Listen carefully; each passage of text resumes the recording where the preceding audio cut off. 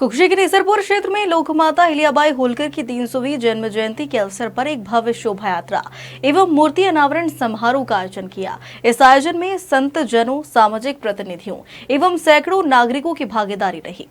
आपको बता दें, पुण्य श्लोका लोकमाता अहिल्याबाई होलकर की जन्म जयंती के पावन अवसर पर निसरपुर में धनगर समाज के सानिध्य में सर्व हिंदू समाज द्वारा यह भव्य आयोजन किया, जिसके तहत निसरपुर स्थित खंडवा बड़ौदा मार्ग के समीप चौकड़ी पर इस ऐतिहासिक दिन के अवसर पर लोकमाता अहिल्याबाई की सुंदर मूर्ति का अनावरण किया। मूर्ति अनावरण कार्यक्रम में पूज्य संत श्री 1008 श्री अयोध्या दास जी एवं श्री राम बाबा जिला संघ संचालक राजेंद्र पाटीदार, महिला समन्वय प्रातः संयोजिका डॉक्टर शालिनी रातुरिया बतौर मुख्य अतिथि तथा बौद्धिक प्रमुख प्रखर वक्ता अमृता भावसार की गरिमामय उपस्थिति रही। इस अवसर पर डॉक्टर शालिनी रातुरिया ने कहा कि लोकमाता अहिल्याबाई को उनके सास ससुर ने सती होने से रोककर उन्हें एक सुशासक बनने का अवसर दिया, जिसने भारत के इतिहास को नई दिशा दी। हमें भी उनके आदर्शों को जीवन में उतारना होगा और वसुधैव कुटुंबकम की भावना को आगे बढ़ाना होगा। वहीं अमृता भावसार ने कहा कि अहिल्याबाई केवल एक रानी नहीं, बल्कि भारतीय नारी शक्ति और सामाजिक न्याय की प्रतीक थी।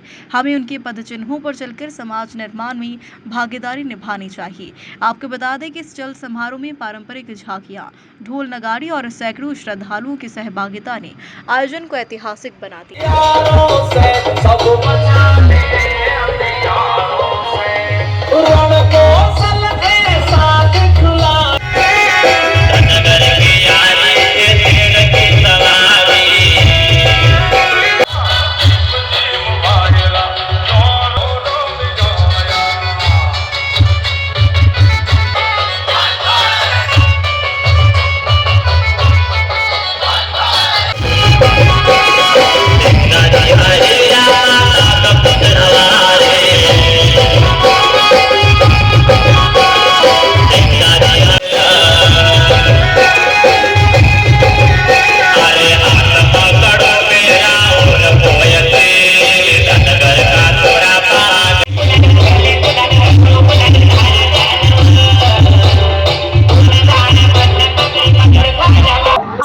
न्यायप्रिय, धर्मपरायण और पुण्य श्लोका लोकमाता अहिल्याबाई की 300वीं जयंती है।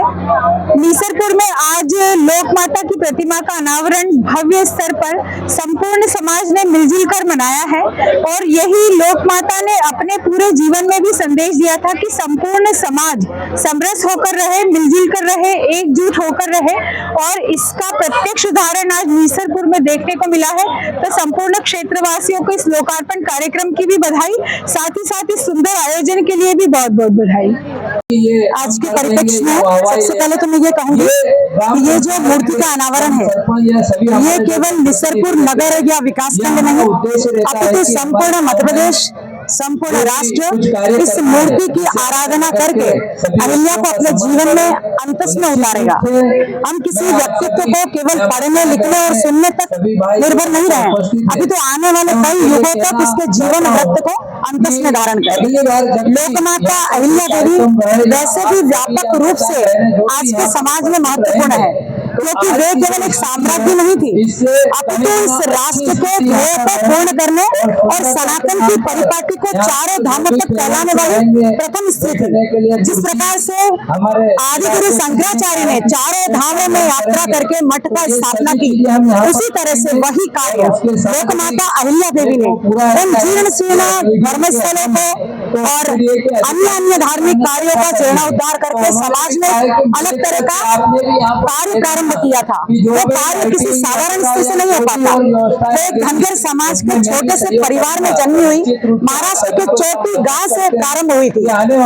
पेशवा के प्रतापी सम्राट मल्हारराव होलकर ने जब उनको शंकर भगवान के मंदिर में चौंडी गांव में देखा, तो सीधे उन्होंने उनकी विनम्रता, उनकी सरलता, उनकी सहजता, उनकी समग्रता को देख करके ये कहने का संकल्प लिया कि मेरे पुत्र की पत्नी यानी मेरी पुत्रवधू यही बालिका होगी। यानी इतिहास जब करवट लेता है तो वो इतिहास के निर्माण की बात भी प्रारंभ करता है और यही स्थिति रही।